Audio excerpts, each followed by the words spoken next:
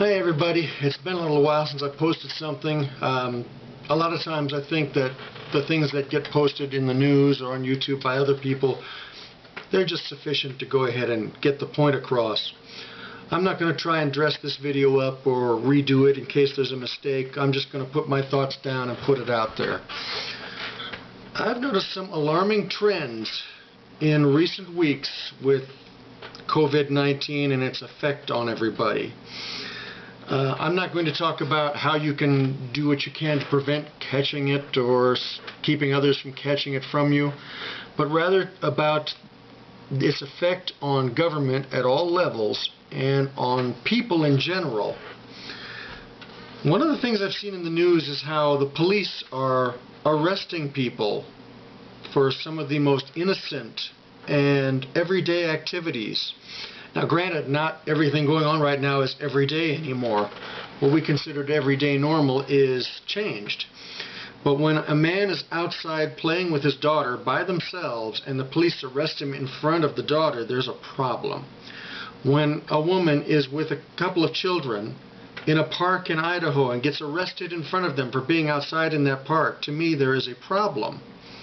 And when we hear statements from what we hear like at the mayor of Chicago, where she is doubling down, we will arrest you, you will be taken in if you don't listen to us, I see an alarming trend of authoritarianism afoot. Another example I'd like to point out, which I've got saved over here on my computer, is the mayor of New York and what he has said lately. A friend of mine referenced this on Facebook, and I want to quote what he said. I got his permission to do it, so we're good. But de Blasio said, "My message to the Jewish community and all communities is this simple. The time for warnings has passed. I have instructed the NYPD to proceed immediately to summons or even arrest those who gather in large groups. This is about stopping this disease and saving lives. Period." At the very beginning of that message, he singled out the Jewish community. That is kind of an alarming point by itself, in my opinion. I wanted to quote my friend now from Facebook and how he interprets this, and just see what you think. He says, quote, "I am seeing a trend on the left of anti-Israel and anti-Semitic statements. It is becoming more and more prevalent and accepted when a mayor singles out a single population by religion or ethnicity and threatens to incarcerate them. Huge red flags go up." A German dude, de Blasio's real last name is Wilhelm, by the way, he's changed it a couple of times. A German guy threatening to round up Jews for practicing their religion is terrifying and as un-American as it gets. He needs to resign immediately. And I second that notion. De Blasio needs to resign today. This is not something that America should have to be faced with. As Americans, we have our supreme law of the land. We have the Bill of Rights as part of that supreme law. We have the freedom of assembly. We have the freedom of worship. How many times have we heard over the years, keep it in your church, we don't want you preaching here? Now we can't even keep it in the church because people who go and park in their cars by themselves, separated from other people, still get citations for wanting to listen to a preacher preach. It is alarming to see what's trending in this country.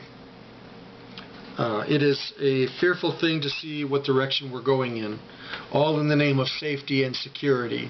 One of our founding fathers mentioned wanting dangerous liberty over enslaved security or something along that lines. Patrick Henry, I think is his name. Like I said, I'm not going to redo this, so whatever his name is, I think you can figure that one out. Anyway, this is not the direction we're supposed to be going in. And we can look to other countries to see maybe what our next step is in this country if we allow it to happen. The guys in Michigan that went storming into their capital with rifles, I honestly don't know that I agree with that kind of posturing. But I see extreme action and reaction on both sides. Government versus civilian. Those that are pro-strong government versus those who are pro-less government, if that makes sense. a lot of reactions that are going to tip the scales in a way that I don't think any of us want to see happen. People keep thinking it's revolution time, civil war. We don't necessarily have to go that route, but it's also understandable if people feel pushed in that direction. Talking still needs to be done. Those people need to be using their voices instead of posturing. We're not yet to the point where we are in the definitions of tyranny as defined in the Declaration of Independence. If you want to know how our founding fathers viewed tyranny, go to the Declaration of Independence and look at all the charges against the king, where he has dissolved our legislatures and imposed taxes on us without our consent. On and on and on they go. Those define what tyranny is. And as we carefully see what's unfolding in the country, some of those definitions are being met. Canada, Justin Trudeau, recently banned a whole slew of different rifles and guns up in Canada. So he has stepped on the rights of Canadians to be able to defend themselves from their government. Granted, you can argue, well, they don't have a Second Amendment like we have, it's not in their supreme law, but we shouldn't need a supreme law to recognize that our lives are worthy of defense against even an overreaching government. Now, I'm not calling for armed revolution. I'm merely drawing from history and applying it to today's events, as well as our founding documents. Please take the time to go read the Declaration of Independence, specifically the charges against the king, if you want to see the definitions of tyranny, and then see how those may apply today. That's all I have for right now. Everybody be safe. Bye.